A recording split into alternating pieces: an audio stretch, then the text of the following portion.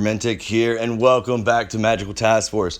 Today I am going to be talking about fortresses, how they operate, what do the floors mean, how many floors are there. Well, there are 20 different floors in each fortress. Now, depending on what floor you go to is the difficulty that you're going to run into. Of course, the higher level ones are harder than the lower level ones.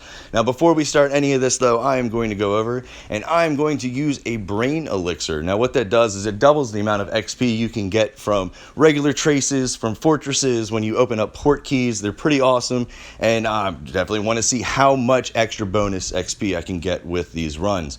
Now, with runes operate to where they are the modifier for the floor. So if you use a lower modifier, you're going to get a easier route through a fortress. Now, again, the base difficulty is based off the floor, and like you can see right here, I'm doing a floor 2 with a 1 rune from Dark Arts. Now I'm trying to do Dark Arts because I'm trying to fill that part of the registry, but as you can see, the difficulty is only 71, so it shouldn't be that hard. Especially I think at this point I am maybe level 8, maybe 9, I'm not sure, I can't remember. I took this footage the other day, but I wanted to stop it right here so I can explain focus. I'm not going to go into great detail about it because I'll talk about it when I talk about professions, but focus is what allows you to cast your profession specific abilities. Like me right now, I actually have I'm a professor, so I have a hex that deals damage to an enemy every time they attack, and then I have a small heal. I'll go more into what abilities are and things like that as I cover the professions, but I just wanted to mention focus because there's been some questions about how it operates, what you do. Now, you can brew potions that give you +1 focus, so you can use an ability before you defeat an enemy, but most of the time you just get focus from defeating someone. Like this one right here, I believe gives you +2. So I want to show you a little bit of the combat, not much though, because it's pretty similar to what you would expect when you're outside fighting foundables elsewhere. But as you can see, you trace the outline, you have to put that little cursor inside of the circle, make it turn blue all the way around. Once it turns blue, it gives you a trace. Follow that trace, you can do damage. The better you follow the trace, the more damage you will do. I believe that's how you get a critical strike, is basically getting a very good trace to something. But as you can see, boom, pretty easily knocks it out. Now, what I'm going to do here is I'm actually going to use my ability. Now that puts a hex on it to where every time it attacks, it takes damage. Now, I believe they did just nerf that. I found a little bit of stuff on Reddit about it. Not sure yet, though. They haven't officially released anything. Last thing I do is actually use my little heal on myself to just bump me up 2 hit points. And here we go. And again, these guys are kind of spry. They fly all over the place. It's a little hard to hit them. They're probably the most annoying, I would say. But as you can tell, he comes, he hits, he attacks. Because of him attacking, it deals him damage. I only have to attack him once, and he is defeated. Now, cool thing about fortresses is that you can only get certain foundable fragments from fortresses. They also have a higher chance of giving you foundable fragments for the rarer ones. So it's a really good way to get some of the harder foundables are basically through fortresses. Now this one right here, you can see it is a floor 3 with a maxed level rune of 3. You get a bonus if you use the floor's number, so like floor 3 with a rune 3, you get a bonus. You can see that right there. You can use something that's higher than the floor that you're on, like a level rune 5 for a level 3 floor, and it will just give you a bigger bonus. But as you can see though, coming up right here, I didn't really get that much more experience than I had when I was doing the other one, the lower level one. And that's only because they go up by 10. So it's base 250, I believe, for a level 1 fortress, and then it just goes up by 10 from that point. Now you can see what I tried right here was doing a level 4 with a level 2 rune.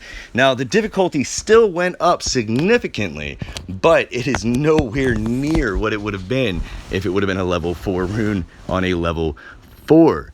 So as you can see, I have to fight these guys right here, and I showed this fight And I've skipped all the other ones, but I showed this one because this guy was really difficult to hit. I mean, not hit, but actually do damage to.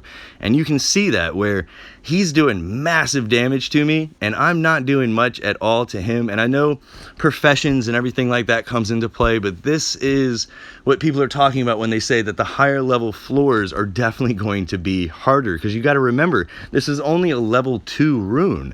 So he attacks me and I attack him and he does massive damage. Let him hit me like that so you could actually see the difference between me protecting myself and when I don't protect myself. You definitely want to protect yourself when you're doing these things because they hit for major, major damage. Now, here in just a second, I'm actually going to use a potion. Now, it's a really good idea to always go into these encounters with multiple potions, because especially if you're doing it solo, because you want to be able to finish it. You want to be able to get the reward.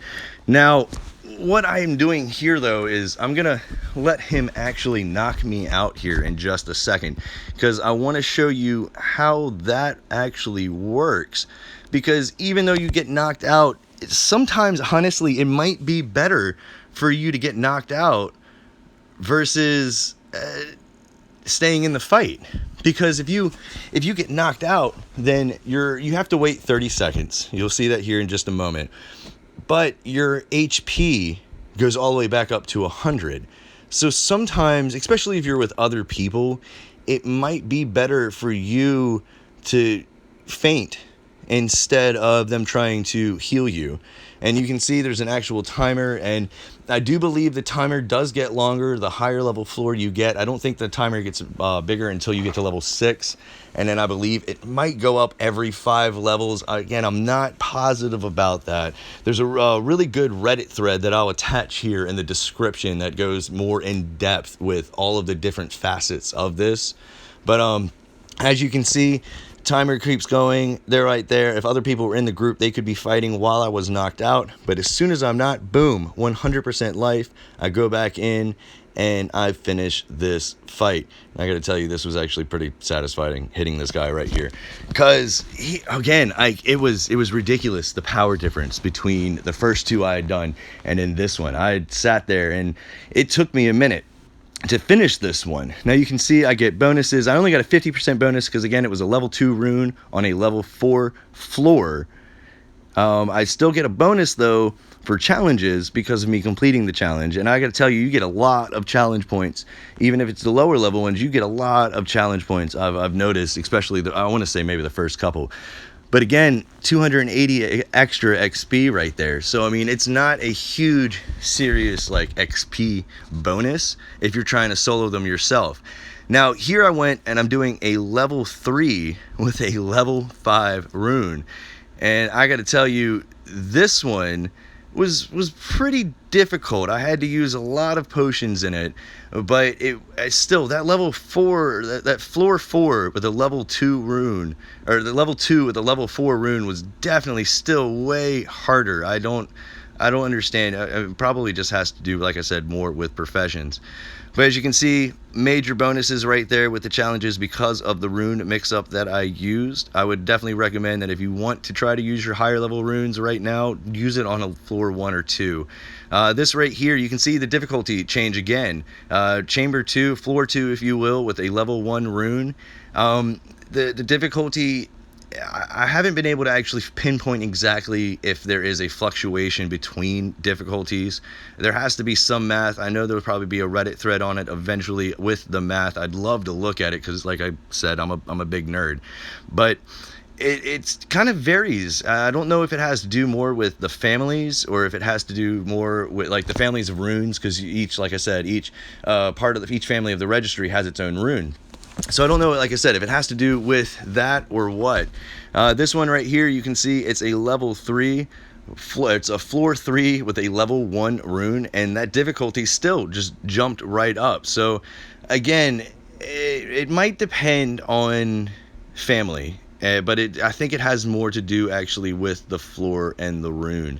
Because, like I said, the floor sets the difficulty, and then the rune is the modifier that adds difficulty to the actual floor itself. But as you're noticing though, I'm not getting much extra XP doing these by myself.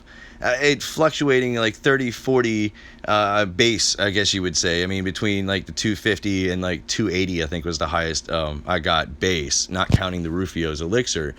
But again, I've come to realize that if you really want to do this, you want to do it with more people, because if you have multiple people in your party, you get an experience bonus. It's 25% for two people in a party. It is 50% for 3 people in a party.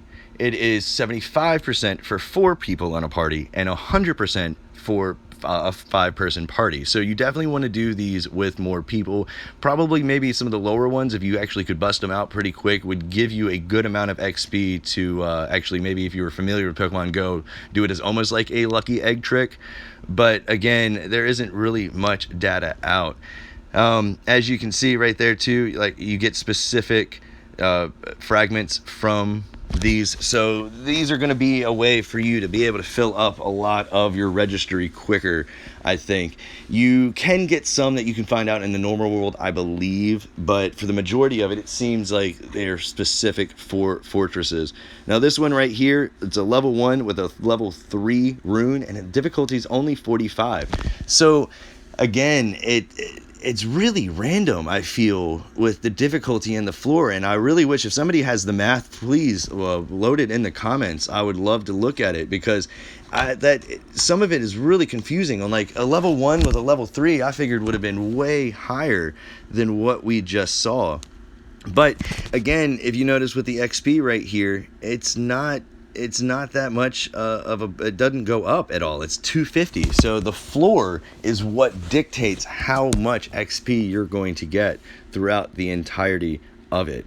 Now, I just did this one just for fun. It's a floor 1 with a level 1 rune, 39 difficulty. I pretty much beat the guy in like 2 hits. I was trying to see if I could finish one more before the brain elixir went out. And what happens, the same thing with Pokemon Go. If your lucky egg runs out while you're in the middle of a raid, you don't get the bonus XP. I didn't get the bonus XP with that one right there, because it ran out in the middle of the fight, and it was a good thing to actually check. So just to recap, the difficulty of fortresses is dictated and based on the floor. Now, runes will actually act as a modifier to increase the difficulty of the floor that you're on. If you use, like, let's say you have you're doing a level 2 floor, and you use a level 2 or up rune, you'll get a bonus because of using a max level rune on the floor. Again, there are 20 floors to each fortress. You definitely need help when you're doing the higher level ones. I kid you not, that level 4 was extremely difficult, even with a lower level rune.